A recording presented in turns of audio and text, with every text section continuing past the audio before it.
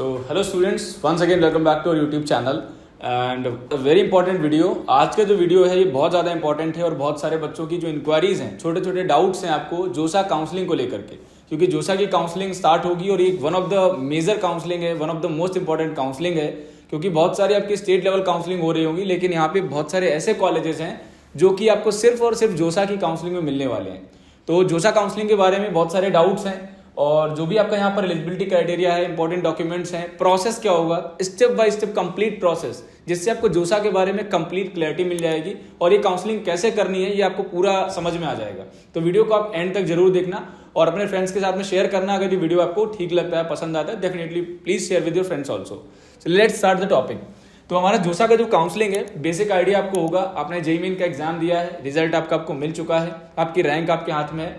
अब उसके बेसिस पे आप कॉलेजेस सीक आउट कर रहे हो, तो डेफिनेटली सबसे पहले जब हम गवर्नमेंट कॉलेजेस की बात करते हैं तो यहाँ पे जोसा की जो काउंसलिंग है वो एक नेशनलाइज काउंसलिंग है, जिसमें केवल और केवल गवर्नमेंट कॉलेज पार्टिसिपेट करते हैं। कॉलेजेस में आप जोसा की वेबसाइट पे जाके देख सकते हो, जहाँ पे एनआईटीज, ट्रिपल आईटीज, ठीक है, सारे एनआईटीज हैं, ट्रिपल आईटीज हैं, आईआईटीज भी हैं और जीएफटीआईज और कुछ आपके सेंट्रल यूनिवर्सिटीज हैं, वहां पे भी एडमिशन प्रोसेस जोसा की काउंसलिंग से ही होता है।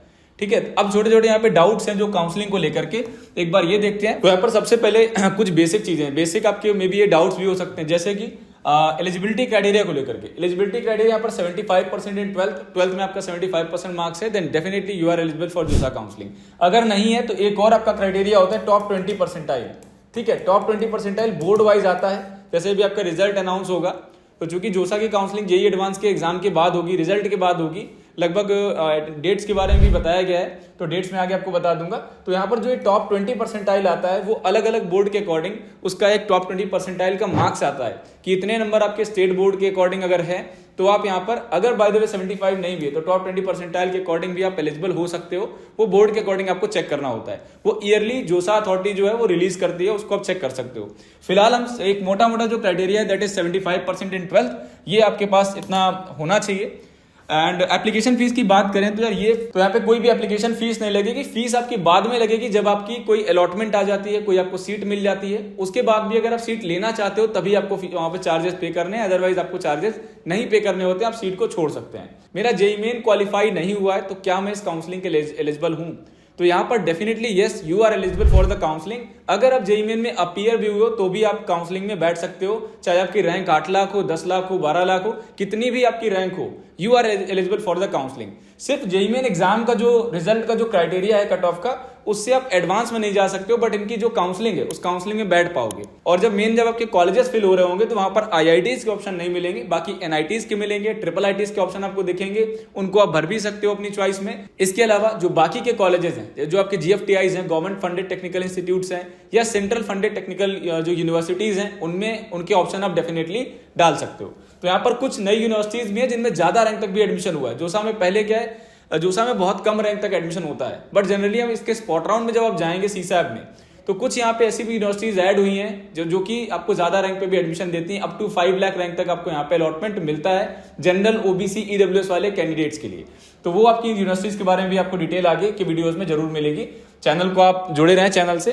Counselling will be based on your category rank. अब यहाँ पे एक मेजर डाउट्स है, लगभग जितने भी बच्चों ने इंक्वायरी की है, ज्यादातर बच्चे पूछ रहे हैं कि सर जो आपकी बड़ी वाली रैंक है, ठीक है, सीआरएल है, तो सीआरएल रैंक को स्टूडेंट कई बार इग्नोर करते हैं कि यार ये सीआरएल है, 5 लाख रैंक आ रखी है, तो वो कैटेगरी रैंक बताते हैं कि सर इस रैंक पे कॉलेज बताइए। हमारे जो भी क्या मेरी रैंक 2 लाख है, अब 2 लाख के बेसिस पे हम कॉलेजेस देख रहे हैं, लेकिन आपको यहाँ पे ध्यान देना है, जोसा की काउंसलिंग में तो डेफिनेटली आपको सीआरएल जो कैटेगरी रैंक है वो यूज होती है जोसा की काउंसलिंग में, लेकिन जो अदर काउंसलिंग्स हैं उन सभी जगह पे आपको यहाँ पे सीआरएल रैंक के थ्रू जाना होता है। तो यहाँ पर जो कैटेगरी रैंक है उसके बेसिस पे आपको सीट्स ऑफर होती हैं, कैटेगरी रैंक के बेसिस पे आपकी काउंसलिंग होती है। तो ये सिर्फ जोसा में एप्लीकेबल है। तो इसका कैटेगरी रैंक का जो मेन बेनिफिट है वो आप जोसा की काउंसलिंग में पूरा ले पाओगे, तो यहाँ पे आप अपनी कैटेगरी रैंक यूज कर सकते हैं। नेक्स्ट एक और बच्चों का क्वेश्चन होता है, डाउट भी है कि सर होम स्टेट कहां से कंसीडर होगा। अगर कोई कैंडिडेट यूपी से आ रहा है और उसने स्टडीज करी राजस्थान से, फॉर सपोज जयपुर में पढ़ाई करी है, दिल्ली में पढ़ाई की है 12th की, तो आपका जो होम स्टेट होगा वो आपके 10th 12th आपने जहां से कंप्लीट किया है वहां से वो आपका कॉलेज कंसीडर होगा। स्पेशली 12th आपने जहां से कंप्लीट किया है वहां से आपका जो होम स्टेट होगा वो कंसीडर किया जाएगा। अनलिमिटेड चॉइसेस आप फिल कर सकते हो।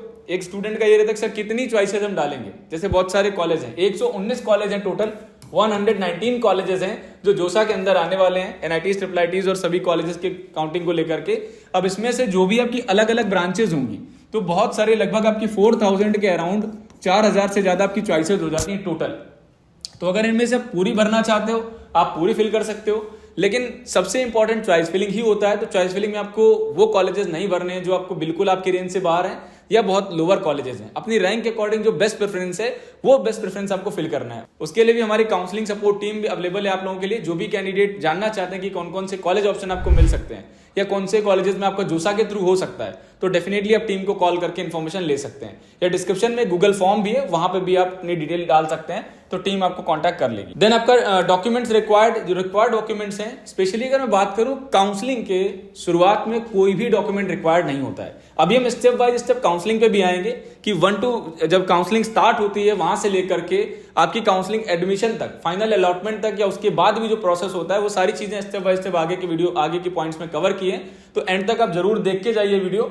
और अभी जब काउंसलिंग शुरू होगी तो रजिस्ट्रेशन के टाइम पे कोई भी डॉक्यूमेंट रिक्वायर्ड नहीं होता है। इस पॉइंट को मैंने आगे कंसीडर किया है। लेकिन जब आपका अलॉटमेंट आ जाता है तो अलॉटमेंट के टाइम पे आपको वहां पे कई सारे डॉक्यूमेंट्स हैं, जो भी रिलेटेड डॉक्यूमेंट होंगे वो आपको पोर्टल पे ऑनलाइन प्रॉपरली स्कैन करके एक प्रॉपर फॉर्मेट के साथ में अपलोड करने होते हैं, तो वो आपको करना होता है। बट रजिस्ट्रेशन के टाइम पे कोई भी डॉक्यूमेंट रिक्वायर्ड नहीं है। अब हमारा नेक्स्ट जो है, देखते हैं जोसा काउंसलिंग का स्टेप बाय स्टेप प्रोसेस क्या होगा। ठीक है, बहुत ही सिंपल लैंग्वेज में मैं कोशिश करूंगा आप सबको क्लियर हो जाए। अगर कोई पेरेंट्स हैं, स्टूडेंट्स हैं, काउंसलिंग से रिलेटेड, जोसा से रिलेटेड जो भी आपके डाउट्स हैं सारे क्लियर हो जाएं, इसके लिए मैं बहुत ही सिंपल लैंग्वेज में बताने की कोशिश करूंगा। तो सबसे पहले तो आपकी एक इंपॉर्टेंट डेट, काउंसलिंग शेड्यूल बोल सकते हैं उसको हम, काउंसलिंग शेड्यूल बोला जाता है, या हम उसी को इंपॉर्टेंट डेट्स कह सकते हैं। जो भी हमारी इंपॉर्टेंट डेट्स होंगी कि कब किस राउंड में क्या होना है। ठीक है, हर एक राउंड की डेट्स होंगी, मल्टीपल राउंड्स होंगे, कई राउंड्स में काउंसलिंग होती है। ऐसा नहीं कि 2 राउंड या 3 राउंड में या एक ही राउंड में आपको कॉलेज मिल जाएगा। हो सकता है आपको लास्ट तक के राउंड में जाना पड़े। अगर आपकी रैंक जिस भी अकॉर्डिंग आपकी रैंक होगी उसके अकॉर्डिंग आपको राउंड वाइज कॉलेज अलॉट होते हैं। तो यहाँ पर कई राउंड्स में काउंसलिंग होगी। लास्ट ईयर की जो काउंसलिंग है पूरे 6 राउंड्स में काउंसलिंग हुई है। और इसके बाद भी जब आपकी सीट्स वैकेंट रह जाती हैं जोसा में, तो उसके लिए एक और काउंसलिंग होती है, सीएसएबी काउंसलिंग। तो सीसैप काउंसलिंग पे एक इसी तरीके का डेडिकेटेड वीडियो आपको मिलेगा, जिससे सीसैप के भी जितने भी डाउट्स होंगे वो क्लियर हो जाएंगे। कोशिश करेंगे कि सारी चीजें आपकी क्लियर हो जाएं। तो यहाँ पर रजिस्ट्रेशन डेट आएगी, फिर आपको यहाँ पर जोसा की काउंसलिंग पोर्टल पे रजिस्ट्रेशन करना होगा। मैं एक बार आप सबको दिखाना चाहूंगा कि जोसा काउंसलिंग का पोर्टल होता है कैसा। जो लोग पहली बार काउंसलिंग कर रहे हैं, ज्यादातर बच्चे फर्स्ट टाइम ही काउंसलिंग कर रहे होंगे, कुछ ड्रॉपर बच्चे भी होंगे। तो यहाँ पे एक बार आप जोसा का पहले काउंसलिंग पोर्टल देख लो। ठीक है, ये आपका जोसा काउंसलिंग पोर्टल है और इसकी जो मेन वेबसाइट है, जिसको आप फोन पे या लैपटॉप पे विजिट कर सकते हो, josa.nic.in। ठीक है, एक आप लोगों को एक टिप आप समझ लो कि जो भी बच्चे काउंसलिंग करेंगे या खुद से अगर आप काउंसलिंग करने वाले हो, आपको पूरा आइडिया है कॉलेजेस के बारे में, प्रॉपर आपने कट ऑफ देख रखी है, तो डेफिनेटली किसी भी काउंसलर से या प्लेटफॉर्म से आपको काउंसलिंग लेने की जरूरत नहीं है। आप खुद से भी कर सकते हो। लेकिन यहाँ पे आपको ये ध्यान रखना है, फोन से, मोबाइल फोन से काउंसलिंग ना करें, क्योंकि ये इसमें आपको कहीं ना कहीं दिक्कत आए कि लैपटॉप या सिस्टम का यूज करें, कंप्यूटर वगैरह का यूज करें। और ये आपकी वेबसाइट है josa.nic.in। This is the portal. ये पोर्टल का इंटरफेस है कुछ इस तरीके का। और यहाँ पर आपकी सारी जो भी अपडेट्स आएंगी, इस सेक्शन में आपके पूरे अपडेट्स आएंगे। आप देख सकते हो न्यू इवेंट्स या पब्लिक नोटिस। तो कोई भी अगर अनाउंसमेंट होती है, जैसे अगर अभी तो फिलहाल यहाँ पर 2023 की डिटेल पड़ी हुई है, 2023 का, तो 23 के रेफरेंस ही बता रहा हूँ। जैसे ही आपका 2024 का एक बिजनेस रूल आएगा, जो कि एक पूरी काइंड ऑफ ई बुक आती है, जिसमें लगभग 100 पेजेस के अराउंड पूरी डिटेल में चीजें होती है, डिटेल में बात बताई गई होती है कि कैसे काउंसलिंग होनी है। तो उस ब्रोशर पे भी हम इंपॉर्टेंट पॉइंट निकाल के बात करेंगे। अब जैसे पब्लिक नोटिस में सर्टिफिकेट फॉर्मेट, कि मेडिकल सर्टिफिकेट का क्या फॉर्मेट होगा, एनआईटी में कौन से, क्योंकि बहुत सारे जो आपके डॉक्यूमेंट लगेंगे, मेडिकल सर्टिफिकेट है, गैप सर्टिफिकेट है, एंटी रैगिंग सर्टिफिकेट है, तो उनका फॉर्मेट जोसा खुद देता है। जोसा का पोर्टल आप आओ, यहाँ से आप फॉर्मेट डाउनलोड करो, उसके बेसिस पे अपना डॉक्यूमेंट बनवा के लाओ और वो आपको अपलोड करना। फिलहाल इस सेक्शन में सारे आपके अपडेट्स आएंगे, जो भी आपके इंपॉर्टेंट अपडेट्स होंगे वो इस वाले सेक्शन में आपके आते रहते हैं। ठीक है, ऊपर अगर हम कुछ थोड़ा सा और इन डिटेल देख लेते हैं, ये वाला जो है यहाँ पे शेड्यूल आपका अपडेट हो जाएगा। आने वाले जो डेट्स हैं, तो आप खुद वेबसाइट को विजिट करके इसका शेड्यूल आप चेक कर सकते हो। ई सर्विसेज में यहाँ पे आपको कट ऑफ मिल जाएंगी। इसके अगर आप आगे वाले सेक्शन में जाओगे तो आपको यहाँ पे कट ऑफ मिलेंगी कि किस राउंड में। 2023 में बहुत सारे बच्चे कट ऑफ जानना चाहते हैं, तो इनकी जो कट ऑफ वाला लिंक है वो जोसा की नीचे वाली वेबसाइट यहाँ पे भी दिया हुआ है। मोस्टली बच्चे शायद विजिट किए होंगे, आप जानते भी होंगे। ठीक है। शेड्यूल है, इन्फॉर्मेशन, जो भी इन्फॉर्मेशन ब्रोशर होता है उससे रिलेटेड यहाँ पे इन्फॉर्मेशन आपको दी जाती है, उसको आपको स्टडी करना होता है। तो इस तरीके से इस काउंसलिंग पे आपका रजिस्ट्रेशन होगा। अब यहाँ पे एक नीचे आपको लिंक आ जाएगा, यहाँ पे आप जैसे देख रहे हो राउंड 6 का, तो ये लास्ट ईयर का है, 2023 का आपको लिंक पड़ा हुआ है और यहाँ पे आपका अपडेट हो जाएगा 2024 रजिस्ट्रेशन स्टार्ट करके एक लिंक अपडेट होगा जिसपे आप रजिस्ट्रेशन आपको करना होगा। अब हमारी जो काउंसलिंग प्रोसेस है इसमें कितने स्टेप होने वाले हैं, क्या क्या आपको करना पड़ेगा। सबसे पहले डेट के बाद जब रजिस्ट्रेशन स्टार्ट होंगे तो रजिस्ट्रेशन प्रोसेस में बहुत ही सिंपल और छोटा सा रजिस्ट्रेशन होता है। रजिस्ट्रेशन एक छोटा सा स्टेप है पूरी काउंसलिंग का। रजिस्ट्रेशन, फिर चॉइस फिलिंग, फिर आपका मॉक अलॉटमेंट, फिर फाइनल अलॉटमेंट, उसके बाद सीट एक्सेप्टेंस, रिपोर्टिंग हो गई कॉलेज में। ये कंप्लीट सारे प्रोसेस हैं जो इस काउंसलिंग के पार्ट होने वाले हैं आपके टिल एडमिशन तक। काउंसलिंग जोसा का रजिस्ट्रेशन स्टार्ट होगा तो उस पोर्टल पे जाएंगे जो आपको मैंने अभी पहले दिखाया था, और आपका जेई मेन का एप्लीकेशन नंबर, जो एप्लीकेशन जेई मेन के फॉर्म में आपका दिया गया है, जो जेई मेन के एडमिट कार्ड में होगा वो एप्लीकेशन नंबर, और जब आपने फॉर्म फिल किया था उस टाइम पे एक पासवर्ड बनाया होगा, वो पासवर्ड से आपको अपना रजिस्ट्रेशन के लिए लॉगिन करना है। आप जब लॉगिन करोगे तो ऑटोमेटिकली आपको कोई जेई मेन का एडमिट कार्ड या रिजल्ट अपलोड नहीं करना है, ऑटोमेटिकली आपका पूरा डेटा वहां से फेच होके आ जाएगा, आपके पोर्टल पे दिखने लगेगा कि आपकी कितनी रैंक है, किस कैटेगरी से हो, होम स्टेट क्या है, ये सारी डिटेल वहां पे आपकी दिखेंगी। होम स्टेट वगैरह आप चेंज भी कर सकते हो, कुछ पर्टिकुलर चीजें होती है जो आप चेंज कर पाओगे, बट रैंक से रिलेटेड या रैंक या कुछ भी कोई आपकी कैटेगरी उसको आप चेंज नहीं कर सकते हो। जो कैटेगरी आपने भरी होगी जब आपने फॉर्म फिल किया था उसी सेम कैटेगरी से आपकी काउंसलिंग प्रोसेस हो रहा होगा। अगर आप फॉर एग्जांपल अगर आपसे बाई मिस्टेक कोई कैटेगरी चेंज हो गई है और आप उसका प्रॉपर सर्टिफिकेट नहीं दे पाते हो तो फिर आपकी जो काउंसलिंग होगी वो ऑल इंडिया रैंक के बेसिस पे होगी।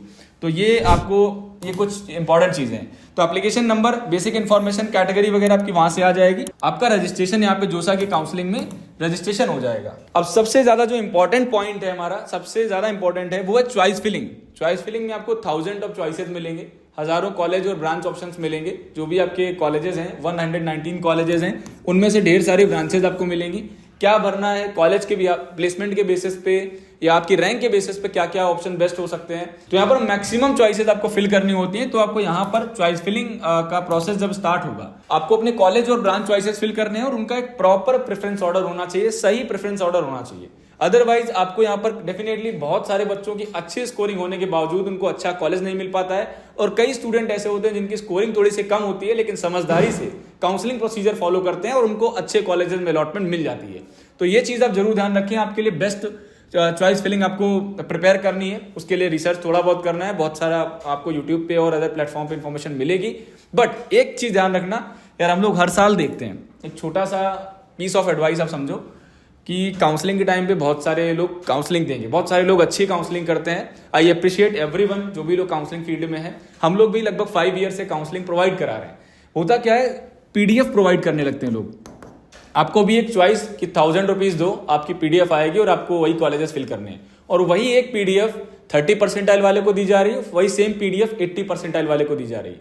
तो ये इस तरीके का भी सिनेरियो रहेगा भी आगे आने वाले टाइम में। तो आप इन चीज से जरूर थोड़ा सा अवेयर रहें। डेडिकेटेड काउंसलिंग ले, कहीं से भी आप काउंसलिंग ले रहे हैं, जैसे हमारे यहाँ पे है तो हम करियर अल्फा के अंदर डेडिकेटेड काउंसलिंग सपोर्ट देते हैं, बच्चे से 1-to-1 पर्टिकुलरली उसके केस पे काम करते हैं और ज्यादा काउंसलिंग नहीं करते हैं। अराउंड 100 काउंसलिंग हम लोग जोसा की कर रहे होंगे, जितनी हमारी टीम मैनेज कर सकती है। हम यहाँ पे 300, 400 या 1000 बच्चों की काउंसलिंग ले लें, फिर वो काउंसलिंग खराब हो जाए तो उस सिनेरियो में हम लोग वर्क बिल्कुल भी नहीं करते हैं। तो आप इसलिए आप अपने लेवल पे देख सकते हैं इसको, क्योंकि काउंसलिंग जो पीडीएफ काउंसलिंग वाला कंसेप्ट है ये थोड़ा सा कहीं ना कहीं डिस्टर्बिंग हो जाता है, बच्चों को बाद में उनके अकॉर्डिंग कॉलेज मिल नहीं पाता है।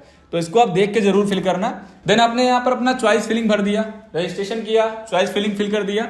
अब यहाँ पर एक मॉक अलॉटमेंट आएगा, ठीक है। ये बहुत एक्साइटमेंट वाली चीज हो, जब बच्चे अपनी चॉइसेस भरते हैं फिर आपको देखते हैं, आप वेट करते हैं, जब डेट रहेगी शेड्यूल के अंदर मॉक अलॉटमेंट का भी एक डेट दिया जाएगा कि इस दिन पे आपका मॉक अलॉटमेंट आएगा। तो यहाँ पर आपने मॉक अलॉटमेंट चेक करोगे आप कि कौन सा कॉलेज मुझे मिल रहा है। बहुत सारे बच्चों को मॉक अलॉटमेंट में सीट मिल रही होगी, बहुत सारे बच्चों को मॉक अलॉटमेंट में सीट नहीं मिल रही होगी। तो इसका मतलब ये बिल्कुल नहीं है कि जोसा में आपको सीट नहीं मिलेगी। अगर मॉक अलॉटमेंट में आपका नाम नहीं भी है तो भी आपको आगे सीट मिलने के पूरे चांसेस हैं। वो राउंड वाइज डेटा पे डिपेंड करता है, तो आपको आगे तक वेट करना होता है, काउंसलिंग पूरी करानी होती है। तो ये आपका उसके बाद आपका एक फाइनल अलॉटमेंट आ जाएगा। फाइनल अलॉटमेंट में 2 चीजें रहेंगी, या तो आपको सीट पसंद आ रहा है, कॉलेज आपका पसंद है, आपके मन का कॉलेज और ब्रांच है तो उसको आप फ्रीज कर सकते हैं, या फिर उसको होल्ड करते हुए उस सीट को अपने साथ रखते हुए उसको आप फ्लोट भी कर सकते हैं। सीट आपने होल्ड कर ली, उसके बाद उसको फ्लोट करके जो सीट एक्सेप्टेंस फीस है वो आपको पे करनी होगी, ठीक है, कैटेगरी के अकॉर्डिंग। 36,000 अमाउंट जो होगा ये आपका जनरल EWS और OBC कैंडिडेट्स के लिए, बाकी बच्चों के लिए 16,000 का फीस रहेगा, जो कि आपकी फाइनल फीस का पार्ट होगा। जब आप कॉलेज में जो भी टोटल फीस होगी उसमें ये अमाउंट आपका एडजस्टेबल होगा, अलग से नहीं है ये। तो ये आपको फीस यहाँ पे करनी पड़ेगी, जिसको हम सीट एक्सेप्टेंस फीस बोलते हैं। सीट एक्सेप्टेंस फीस आपने पे कर दी, तो अगर आप फ्रीज करोगे तो फाइनल एडमिशन उसी सीट में मिलेगा, और अगर आप फ्लोट करोगे तो फ्लोट का मतलब ये होता है कि वो सीट आपके साथ रहेगी और जब तक कि कोई दूसरी सीट नहीं मिल जाती है तब तक वो सीट आपकी नहीं जाएगी। अगर दूसरी सीट में आपका सिलेक्शन होता है तो ये वाली सीट ऑटोमेटिकली कैंसिल हो जाएगी और नई सीट का अलॉटमेंट लेटर आपको मिलेगा। नई सीट जो भी आपको ब्रांच मिली होगी आपकी चॉइस के अकॉर्डिंग वो आपको मिलेगी। काउंसलिंग प्रोसेस आपने समझ लिया होगा। इसके बाद अगर हम बात करें क्या क्या आपके मेजर डॉक्यूमेंट लगने वाले हैं, क्या आपको डॉक्यूमेंट पहले से प्रिपेयर रखने हैं, तो जैसे कि रजिस्ट्रेशन के टाइम पे नहीं लगेगा, लेकिन जस्ट आफ्टर रजिस्ट्रेशन जब आपका अगर जोसा में किसी भी राउंड में अलॉटमेंट आ जाता है, फॉर एग्जांपल आपकी रैंक अच्छी है और आपको राउंड 1 में ही आपको अलॉटमेंट मिल जाता है, तो राउंड 1 के अलॉटमेंट की डेट्स के अकॉर्डिंग जो भी आपकी रिपोर्टिंग डेट्स होंगी या जिनमें आपको फ्रीज एंड फ्लोट का जो टाइम दिया जाता है शेड्यूल के अकॉर्डिंग, उस शेड्यूल के अंडर में आपको सारे डॉक्यूमेंट अपलोड करने होते हैं ऑनलाइन। जो इंपॉर्टेंट डॉक्यूमेंट है वहां पर हमारा 10th का मार्कशीट रहेगा, 12th का मार्कशीट लगेगा, ओरिजिनल स्कैन करके आपको अपलोड करना होता है, और फिजिकल रिपोर्टिंग के टाइम पे ये सारे डॉक्यूमेंट आपको कैंपस लेके भी जाने होते हैं। तो रिपोर्टिंग के टाइम पे ओरिजिनल डॉक्यूमेंट प्लस इनकी आप 2 से 3 कॉपीज के एक सेट बना सकते हो और उनके साथ में आपको कैंपस में रिपोर्ट करना होता है। आधार कार्ड या पासपोर्ट हो सकता है या DL, कोई भी एक आपका आइडेंटिटी प्रूफ जो कि एक्सेप्टेड हो वो आपका आइडेंटिटी प्रूफ वहां पे लगा सकते हो। मेजरली आप आधार कार्ड यूज कर सकते हो या पासपोर्ट या DL भी यहाँ पे चल जाएगा। इनकेस अगर आधार कार्ड में कुछ बच्चों का नेम में कुछ चेंज है या कोई भी इशू ऐसा है तो आप वहां पे DL या पासपोर्ट वगैरह में भी आप देख सकते हो। कैटेगरी सर्टिफिकेट आपका लगेगा, और कैटेगरी सर्टिफिकेट में एक सबसे इंपॉर्टेंट चीज है कि जो OBC के कैंडिडेट हैं, ठीक है, जो हमारे OBC वाले कैंडिडेट हैं उनके लिए जो हमारा सर्टिफिकेट होगा वो 1/4 के बाद का होना चाहिए, मतलब 1 अप्रैल 2024 के बाद का होना चाहिए। हालांकि OBC जो SC ST वाले कैंडिडेट हैं उन लोगों को भी यहाँ पे अपना कैटेगरी सर्टिफिकेट बनवा लेना चाहिए, नया जो न्यू है, और इसी डेट का सर्टिफिकेट आप भी बनवा सकते हैं, बट आपके लिए कंपल्सन नहीं है। लेकिन OBC वाले कैंडिडेट्स के लिए स्पेशली ये डेट के बाद का आपका सर्टिफिकेट लगेगा।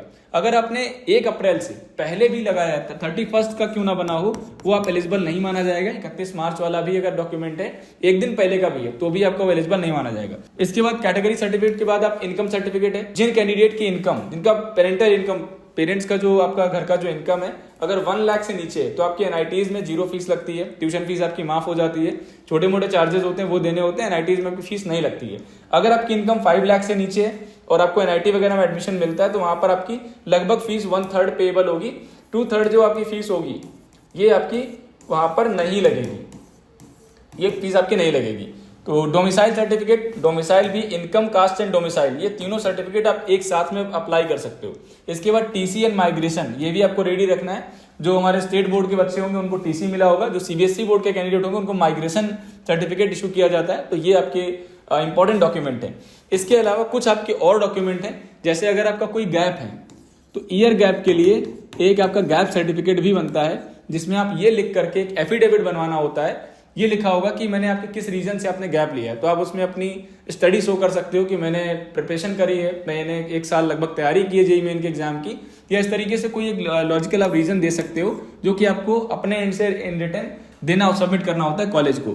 एक यहाँ पर आपका मेडिकल सर्टिफिकेट लगता है जो कि आपको किसी भी ऑथराइज्ड MBBS डॉक्टर से या गवर्नमेंट हॉस्पिटल से आप बनवा सकते हो, और उसका फॉर्मेट जोसा की वेबसाइट पे आगे आपका अपडेट हो जाएगा, तो वहां से आप डाउनलोड करके उसी फॉर्मेट में आपको ये बनवाना होता है। मेडिकल सर्टिफिकेट के बाद एंटी रैगिंग भी लगता है, तो एंटी रैगिंग का भी एक नॉर्मल एफिडेविट होगा, जहां से आप गैप सर्टिफिकेट बनवाओगे वहीं से आप अपना एंटी रैगिंग का सर्टिफिकेट भी बनवा सकते हो। तो ये 2 एक तरीके से एफिडेविट हैं जो नॉर्मल एक पेपर में लिख करके उसको अटेस्ट कर दिया जाता है। तो ये 2 आपके एफिडेविट्स हैं जिनको आपको सबमिट करना होता है at the time of reporting, college में रिपोर्ट करने के टाइम पे। मेडिकल सर्टिफिकेट भी काफी ज्यादा इंपॉर्टेंट है, बहुत सारे बच्चे नहीं लेके जाते हैं तो आपको परेशान होना पड़ता है।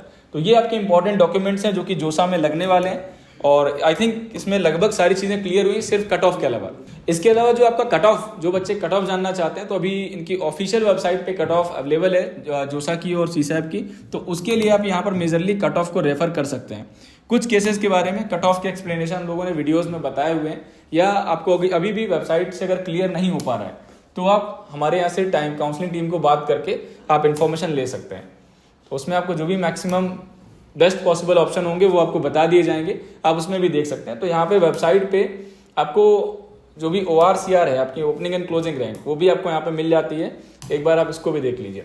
यहाँ पे आप सभी कॉलेजेस के बारे में, जो भी कॉलेजेस यहाँ पे पार्टिसिपेटिंग इंस्टीट्यूट हैं, ठीक है, किसी भी राउंड की कट ऑफ, अगर आपको जोसा की राउंड 6 की कट ऑफ देखनी है तो राउंड 6 की कट ऑफ आप यहाँ से चेक कर सकते हैं। एनआईटीज आप सेलेक्ट कर सकते हैं, आईआईटीज देख सकते हैं। यहाँ पे आपको कॉलेज ऑप्शन पूछा जाता है कि एनआईटी का देखना है, ट्रिपल आईटी का या जीएफटीआई का, तो इसका आप यहाँ से सिलेक्शन करने के बाद, जैसे नेशनल इंस्टीट्यूट, मुझे आपको एनआईटी का चेक करना है तो एनआईटी में इंस्टीट्यूट नेम में जैसे मैंने डाला कि एमएनआईटी इलाहाबाद, तो मोतीलाल नेहरू, ठीक है, ये आ गया मोतीलाल नेहरू। इसको हम क्लिक करेंगे और यहाँ पे हम एकेडमिक प्रोग्राम सेलेक्ट करेंगे। अगर हमें देखना है कि भाई हमारे सीएसई की कट ऑफ क्या है तो कंप्यूटर साइंस यहाँ पे रहेगा, और सीएसई के बाद हम अपनी कैटेगरी ले लेंगे। अगर आप ओपन कैटेगरी से हैं तो ओपन का हम सबमिट करके यहाँ से डेटा चेकआउट कर सकते हैं। तो इस तरीके से आप जोसा की जो भी कट ऑफ्स हैं उनको आप यहाँ से देख सकते हो, और आपको ये आपके सीएसई की कट ऑफ आ जाएंगी। ये आप देख सकते हो, होम स्टेट और अदर स्टेट की जो भी कट ऑफ है वो आपके सामने है। तो ये यहाँ से आप कट ऑफ देख सकते हो। इसके अलावा टीम के हेल्पलाइन नंबर्स अवेलेबल हैं, डायरेक्टली कॉल करके भी आप बात कर सकते हैं। So thank you very much for watching this video and keep watching, stay connected.